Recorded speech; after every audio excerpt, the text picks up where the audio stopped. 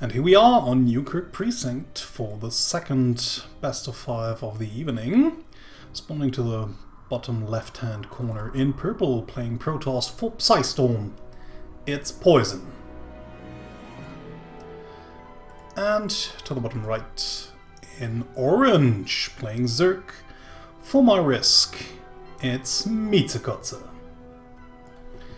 So let's see what these two ladies have in store for each other.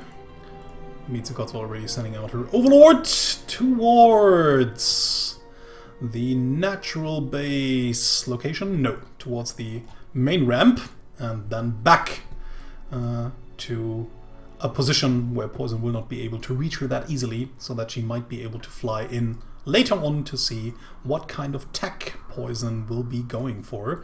At the same time going into hatch first, and then into gas, and then into pool. I guess probe is already scouting, does not really need to see much anymore after scouting the hatch first, because there's not much that can be up here if that is happening. Maybe just wants to have another round in order to see whether it's a pool or an extractor that's going to be built first, but it actually doesn't make that much of a difference here.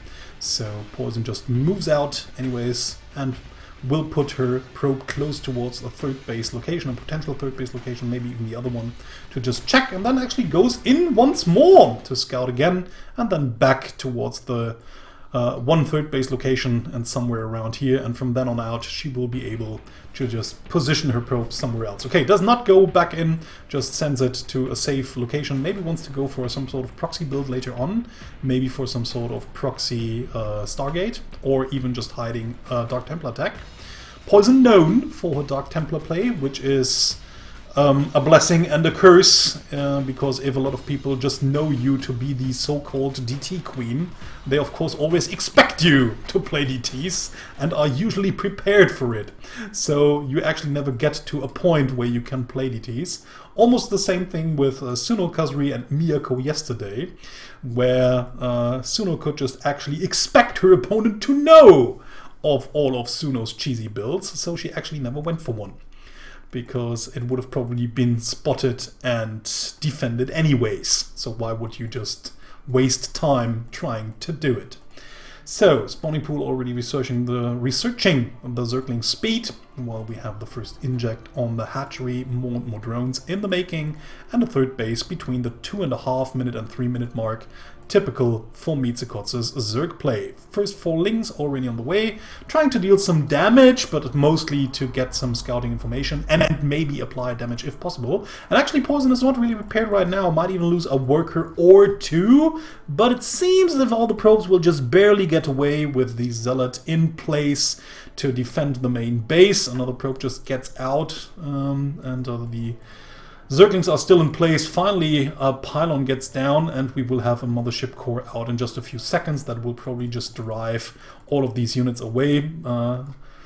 Seems as if Miezekotze just wants to try to get some more damage done, but will not eventually get through. Will actually even lose all of the 6 lings, and I think that was rather wasteful here. Don't really know why Miezekotze actually did that. I think that was not really necessary. I mean, what could she really hope to achieve in that point in time? I mean, you could just run up the ramp hoping for the Zealot to either not be on hold position, or actually just moving out somewhere to just maybe kill those lings down here, which would grant you the possibility to get inside the main base.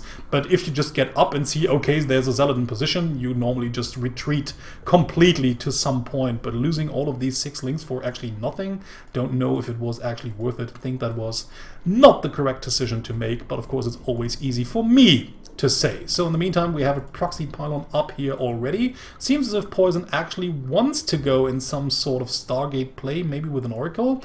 So we have the Overlord flying in, but the Stalker will shoot it down, and I think by now Miezekotze, well, may not freak out, because she's a very good player and she will probably just still keep her calm. But she might suspect Poizon of hiding something and doing something. We already have the Twilight Council out and some Blink in the making, which is quite unusual here. And a Gateway just in position, so it seems as if Poizon just wants to go for very heavy Gateway pressure, mostly involving Stalkers. So seems as if mass Blink Stalker play will be the weapon of choice here for Poizon. I don't know how well this is going to work out. Blink Stalkers are a problematic thing. I mean, in the hands of a very capable player, having a mass of them available and then just marching into an unsuspected third base, you can deal tremendous amounts of damage and even finish the game right at that point in time. But if you just only do small mistakes while engaging, you just lose everything and will actually never recover from that. So let's see if Poizon can actually make it happen or not. She has 1, 2, 3, 4 gateways for now, with 2 more in the making. So 6 gateways pressuring, full of Stalkers here, just massing Stalkers outside of Miezekotze's base. Miezekotze again just checking for all the typical locations where an opponent would usually put the third bases. Sees that there's no third base over here. Sees that there's no third base over here, and now she might freak out a little bit more. Let's see, more Banelings in production. She's probably expecting some sort of Adept all-in, I'd rather say, and not Stalkers, I feel. But yeah, she already has Hydras out against any kind of gateway pressure, and now she realizes what her opponent is up to. Seeing the Mass Stalkers on creep and actually engaging towards the section where the creep from the natural base and the third base connects. So let's see, like I said, how this is going to happen. If you have like impeccable Blink Stalker micro, you can easily micro everything out right here. But if you just always micro back whole groups of Stalkers, you will just not get the damage dealt that you actually want to deal. And it seems as if Miezekotze will just be able to, well, I mean, you still have a lot of Stalkers left. Poizon just trying to micro a little harder, trying to take away and chip away at these Zerglings. I think she could actually really fight this if she just managed to pull away a few of these Stalkers, fighting with the rest of them. We only have a few Hydralisks out, more and more Zerglings incoming, more and more Hydras being introduced as well. But Poizon can just, of course, always warp in more and more units. But still, Stalkers are very fragile. Once the mass links actually get close to them, like I said, you really need impeccable micro, and it's difficult to do if your army is as spread out as it was right just a few seconds ago. Finally manages to take out all of Miezekotze's forces at the front, but Miezekotze already rallying more forces at home. 8 more Zerglings, 3 more Hydras. Nothing by Poizon though. Overseers are already in the making, but they won't really be needed. But of course they were just made for any kind of adepts that could be coming in, for any kind of units, for cloaked units that could come in. So adepts now even joining the fray, which might help out against the Zerglings by a little bit. Adepts can also be kind of okayish against Hydralisks, but usually not without the attack upgrade. And now it's just Blink Micro against just sheer mass against the sheer mass of Miezekotze here, and it seems as if Poizon just will have to retreat. But like I said before, transitioning out of this is rather difficult. Stalkers are very, very expensive as a unit. You have to invest a lot of minerals and gas into these units, so it doesn't really give you the chance, especially if you're producing out of 6 or 7 gateways by now. It's a 5 here, a 6 one over there. Yeah, okay, so we have 6 gateways production off of 2 bases, and mostly producing Stalkers. You will just not get enough minerals and gas up usually in order to get a base and more tech. So like I said before, it's rather difficult to transition out of it, especially if you haven't really dealt any kind of serious damage. So I think the best thing that Miezekotze could actually do right now, she's obviously still afraid of another big Stalker wave headed away after the retreat, and that can always happen. I mean, if you see Poizon is not that far in a disadvantage here. She's still on 104 to 121 supply, and she just waited for another warp, or she just skipped one warp in round. So if she actually had warped in and not built that nexus down here and maybe went into different tech, she might as well just have the same amount of units than Miezekotze has. So yeah, you still have to be alarmed. and still have to be on your back foot, waiting for something, expecting something. So that's why Miezekotze hasn't taken a fourth yet, but will probably in just a second. And there we see it. The command already getting thrown down like crazy here. So taking out the forward pylon, that was mostly just some sort of scouting pylon here. Poizon now knows that her opponent is running her way, tries to throw down more pylons over here, but she already has 2 in position, so she will be able to just throw down the photon overcharge. Yeah, and Miezekotze realized that she can't really engage into this army anymore. So Poizon also trying to get towards some more of an anti-Ling army, to an army that will actually help her deal with mostly Lings and maybe even Hydras, but I think that Miezekotze should be getting a Lurker Den right now. I think I thought it, so that's actually the biggest problem right here. Is gateway-based armies are just crap against Mars Hydralisks and Lurkers. So, yeah, I think once we see like 7 or 8 Lurkers up, sieging close towards the main position, I think Poizon will just not be able to withstand the forces of Miezekotze streaming across the map. So there we have it. 6 Lurkers in the morphing, and there will be more later on once the sources of Miezekotze finally catch up, especially with the Furuth going, but maybe she won't even need it. So let's see, she will engage now. We have at least some photon cannons in position as well, which will help a little bit with the detection here. So even if Miezekotze actually manages to snipe the observers, she might have still some detection available. So just conservatively sieging the Lurkers a little bit tucked back, so she will be able to just retreat into that fortified position if she wants to. Now just leapfrogging them by a little bit, taking down almost all of the defenses in front of the main base. Poizon now trying to engage right into that Lurker force, but as we can see, the damage dealt is just horrific for Poizon there, and Miezekotze just easily will be able to take out that force, no problem. Okay, just retreats for a second there before she just joins in once more. Finally, we have 1 Disruptor, and it might even get actually a good kill off a few Hydras here, but 1 Disruptor alone is just not enough. After firing, this thing is on cooldown for how long? Okay, a lot of seconds actually, so it doesn't even matter. 1 alone is just not enough. The robotics facility actually even being pretty exposed, the Lurkers still firing away at that Nexus, and Poizon realizes it's over. Miezekotze takes the first game. Whirlwind is the second map of this best of 5. Spawning to the top right hand corner is Poizon. And to the bottom right we have Miezekotze, who just won the first map. Which means Poizon actually chose Whirlwind, which is quite interesting here, because huge as maps are usually considered to be Zerg favored. So, like I said, it's quite interesting that Poizon actually chose it. Will be lucky with the first scout. Will scout her opponent first, which will of course also give away where she is to Miezekotze. And Miezekotze also already sending an Overlord into the correct direction. But yeah, like I said, once she realizes that the probe arrives at her base so early on, she will also have a good idea of where her opponent will be. And interestingly enough, Miezekotze actually going for an early pool build here.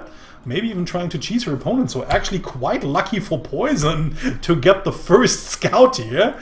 So yeah, it seems as if Miezekotze actually wanted to meta game her opponent here, especially since Miezekotze is known for macro play and not so much for the early cheese builds. So, and the early aggressive builds. I mean, we know that Miezekotze likes to have like 4 to 6 Lings out early on in order to put some pressure and also getting some onto the opponent, and also getting some scouting information as well. But yeah, just like doing straight up extractor into pool, that's something we rather do not see out of her. So yeah, like I said, metagaming her opponent like crazy here, I feel. Or maybe she was just expecting some sort of cheesy build by her opponent. Although on a 4th player map, it's rather uncommon to see Protoss cheese, because it's always a little bit luck-based. I mean, you don't really know where your opponent spawns. In this case, Poizon had the luck to find her opponent first, but you can't really count on that. So, don't know what both players actually wanted to do. Miezekotze is still getting early speed links, so maybe we will see a lot of links out, which will try to take down the natural base as soon as possible. At the meantime, she took a third base, expanding towards her opponent. I think by now she must have known, at that point where she actually planted down the hatchery, she must have known that her opponent would be in the northern location, in the northern location north of her, the location north of her. So, yeah, just massing more and more links incoming. We don't have a baneling nest yet, so it seems as if Miezekotze is just relying on the wide-ass ramp that Poizon will probably not be able to seal off. Maybe she actually watched a few replays or a few VODs of Poizon's play, knowing that Poizon actually goes for a pretty late wall-off in most of her games. I mean, just have a look at this. I mean, this base is totally undefended. There's not even a pylon here that would help out to defend. It's just getting thrown down now. And the Zerglings now on the way. Speed has just finished. More and more Zerglings being ready to cross the map. So this could make for a rather quick game. This pylon should actually be taken out before the Mothership Core will be able to photon overcharge it. I think, well, we'll see what's going to happen. Well, Stalker gets taken down easily. And now let's see if Miezekotze will actually be able to take it down. One photon overcharge might get down. Miezekotze just lets some of these links take out the pylon and is already nibbling away at the Zerglings. This time around we have another Zealot in place, but the Zealot will of course be not enough this time around to deal with all of these Zerglings. So Poizon just walls off completely with another pylon over here, which will just buy Miezekotze Poizon some more time in order to deal with these links. But Miezekotze is splitting up her forces, knowing that one Mothership Core alone will not be able to just get rid of all of these forces that Miezekotze has. So Miezekotze might actually even be able to take down the Nexus here, it seems. She now really wants to focus fire it down. Zealot gets, Zealot runs down. It doesn't need to stand up here anyways, dealing some more damage, but more links are incoming from behind, so it seems as if Miezekotze will actually be able to take out the natural base of Poizon here, and that's just a big blow for the Protoss player now. Might even actually get through one of these buildings as well, but finally the Mothership Core is just reassembled enough energy in order to throw down another photon overcharge. Still, it only lasts 15 seconds? I think it's only 15 seconds. Well, only a few seconds, maybe 20. And then the units will just be able to get in once more. And in the meantime, Miezekotze managed to get a baneling nest down, so she will be able to break through the defenses by tearing down important buildings, also transitioning into lair as well, while Poizon just tries to get into double Stargate, probably expecting a lot of muters right behind those links maybe, or she just wants to get back, hoping that this will eventually get cleared up. Most banelings not really hitting the best targets. None of these structures has collapsed yet, so only one pylon over here, but the pylon not really necessary to take everything off. But now it just grants the links more surface area to get the gateway down. We only have one Mothership Core whittling away at the Zerglings, but eventually the Zerglings break through and are now inside the main base, tearing down more and more workers here. Two Adepts getting warped in. We have the Mothership Core to support as well, and eventually with the help of the probes, Poizon manages to clear it up. Miezekotze still has no idea of, well, one Stargate that actually got cancelled, but we have one Oracle in the making. We also have Poizon nicely taking a ninja expand here, which I always think is a very good idea if you just realize that your opponent will never let you get up a natural base easily, or might just not let you. I mean, in this case, there could be more links incoming. She could not know that Miezekotze was actually not committing anymore. But then the best chance to actually at least get a base up is indeed a Ninja Expo, so a hidden expansion somewhere on the map. And yeah, it worked out quite nicely. So even now, ooh, nice little move there by Poizon, just getting all of the workers she didn't need in the main base and recalling them to that nexus here in order to get this base mining a little bit better. So seems as if Poizon actually has some experience with these kind of problems. In the meantime, we have a Spire incoming for Miezekotze as the follow-up. So seems as if she wants to transition into mass muters. Oracle on its way might actually be able to deal some kind of damage. If microed correctly, we have Spore Crawlers in all three mineral lines, well, almost. So I think the Oracle will not be able to deal tremendous amounts of damage, maybe a drone here or there, but it will probably not be worth its investment. Still, Poizon has always shown that she's able or capable of making good use of her units, even later on in the game, especially out of oracles, using, well, not if it dies! Ooh, that was really close. 7 hit points left, my god.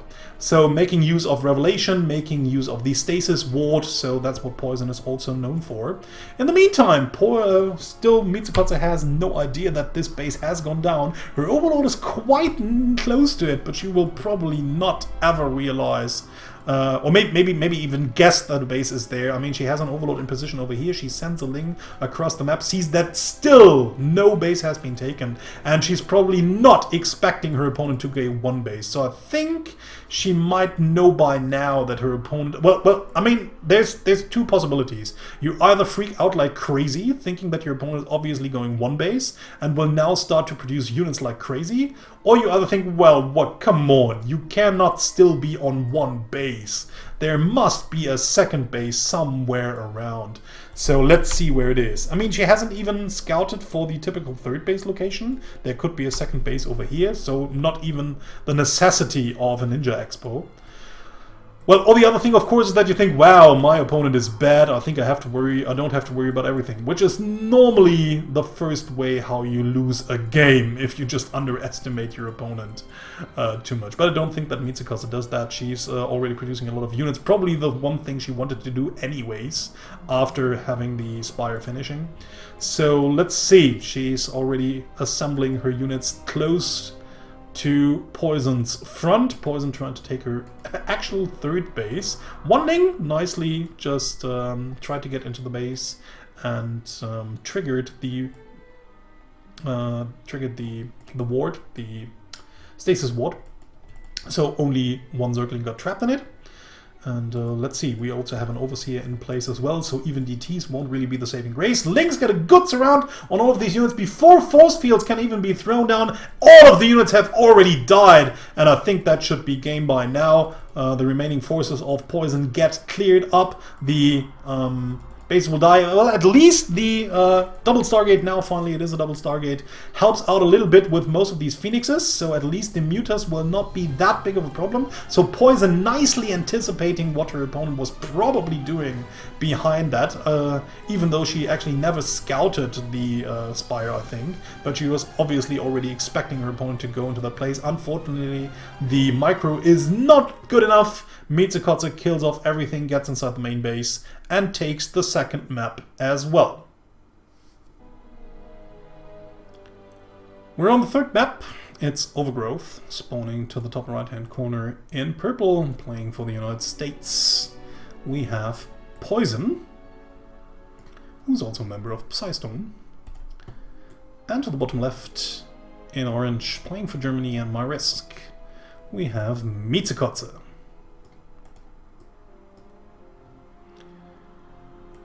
Two-player map, so this time around both players will know where the other one spawned. Poizon already sending out her scouting probe right after the pylon. Wants to really know if Poizon this time around again goes for an early pool build. Doesn't really want to fall for it again, but sees the hatchery getting thrown down and now just moves in, sees that there's no gas and no pool yet, so nothing to worry that early on. Might actually even expand right away, but no, wants to get aggressive herself, so quite interesting here. Seems as if she just wants to punish her opponent for being, well, actually standard, which is also greedy. Don't really know if she will be able to do that. I mean, yeah, Double Gateway had its strong periods, but mostly in Wings of Liberty and Heart of the Swarm. Not so much in Legacy of the Void, due to the changed economics and the way the economics work right now in Legacy of the Void. So, spawning pool in the making. We also get the Cybernetics core. Seems as if Poizon wants to go into multiple adepts early on, I think. Of course, delaying her own expansion by quite a bit doing so. Let's see if it's actually going to work out and deal a lot of damage. So looks as if Poizon wants to expand now. with the 400 minerals. Cybernetics core is done. Let's see if she gets units first, and it's going to be double adept. Or if she just wants to get the mothership core out as soon as possible, which she doesn't really need if she gets adepts out anyways. Even chrono boosting the first adept here. Well, Miezekotze will actually scout all of this pretty early on, so like I said before, I don't really think she will be in any kind of trouble. Scouting that one gateway is getting chrono boosted, scouting that there are actually 2 gateways there, and then moving out to get back in later. Scouting up a 3rd base location, running back with the Zerglings, so she might actually delay her 3rd base for a little bit, producing a few more workers before then finally expanding. So Poizon checking for a 3rd, sees that it hasn't been taken, which is actually something she could have assumed after seeing that the Overlord was flying in to scout her, but of course better make sure than being sorry. And there it is, the hatchery a little bit delayed, but only a little bit. Like we said before, Miezekotze just likes to take her base, her 3rd base, between 2.5 and 3 minutes, and that was like at the edge of 3 minutes before she finally planted it down. So Poizon just moving in with a few adepts, shading inside the main base and even letting it finish there. Unfortunately attacking the spawning pool first. Not even a few of these links. So the links has actually managed to get a good surround, and Poizon will probably only be able to deal some damage against units, not so much against workers, what you actually really want to do. At least you usually just want to take down at about 3 workers for 1 adept before it has finally paid off, but this time around getting none. Not only, or only a few links, but not even that many. So that push was well defended by Miezekotze here, and she's almost ahead 1 base once more once this 3rd base finally finishes. Spawning nest incoming, while we also have the lair morphing. So, counter push by Miezekotze with the first few links she had to produce in order to fend off the build. And again, Poizon, the late wall-off, just comes back to haunt her here. She doesn't even have a mothership core out now, does she? There it is, but it's far, far away, and unfortunately we don't have a pylon close to the middle line, so Poizon has to escape with all of her gateways here, with all of her probes here, needs to pull all of them away. So Zergling's just trying to deal as much damage as possible. Well, for a minute there, the Zealot was out of position. But this time around, Miezekotze realizes, okay, no real reason to stay here and let all of these Zerglings get killed. I already dealt enough damage. A dumb MSC chilling in my main base. Realizing itself that it was just tucked back at a wrong position. And now finally walling off completely. So this is not going to happen again. Doesn't even need to. Miezekotze just managed to deal a lot of damage, taking out a few workers here, denying a lot of mining time especially, and just keeping Poizon on her toes while building and saturating that 3rd base over here. So all the good things already in position for Miezekotze. Also has thrown down the Hydralisk then immediately. We'll just get the upgrade for Hydralisks first, and will then probably just morph it into another Lurker, just like in the first game, because I think she's probably assuming that her opponent wants to go for some sort of gateway-based army. We have a gateway just being produced. The Overlord actually sees everything. So this time around, even getting an observer first, and this overseer just will make everything clear. 1 gateway, 2, 3, 4. Not more by now. Okay, sees that the Twilight Council is not researching anything. So yeah, still probably expecting a gateway-based army. And again, against gateway-based armies, Lurkers are just magnificent. But of course, Lynx and Hydras are as well. So if the army is small enough, even Lynx and Hydras might do. So maybe Miezekotze will not even have to transition into Lurkers. But she can, whenever she wants, once this 3rd base is saturated and she will have taken all of her 3 gases. But yeah, you can already see how everything is lining up quite nicely for Miezekotze here. I think she might have just forgotten that base, maybe has thrown down a command to take it, but then somehow it got deleted. And now, of course, she hasn't looked again. I think Miezekotze might actually even take a 4th base pretty soon here, especially after realizing that her opponent is taking or trying to take a 3rd base here. And yeah, by then I just think Miezekotze might actually just take a fourth and commit with another push. And even if this push doesn't work out, she would still be ahead by 1 base. So let's see. More and more overseers just crossing the map. Doesn't really want to fall to Dark Templars here. And now morphing more and more Banelings. We don't have the Lurker done yet, but okay, even going for multi-pronged harassment here. Seems okay. Let's see. Does she? Okay. Ooh. Poizon just sniffs it out by accident. Wanted to send a unit towards the watchtower and ran into the forces, like I said, by accident. Now just luring all of the units to the right-hand side while engaging into the 3rd base. And if she just starts to focus firing it down, it will just get torn down in no time. And there the 3rd base goes, which is almost like a death sentence already. I mean, Poizon now tucked back on 2 bases, while Miezekotze is on 3 and can easily even take a 4th whenever she wants. And even this force is probably not even strong enough to withstand the forces of Miezekotze here. More and more Stalkers coming in. The damage output is insane. And the Lings even keeping the Stalkers back. GG, and Miezekotze takes the next map for a swift 3-0.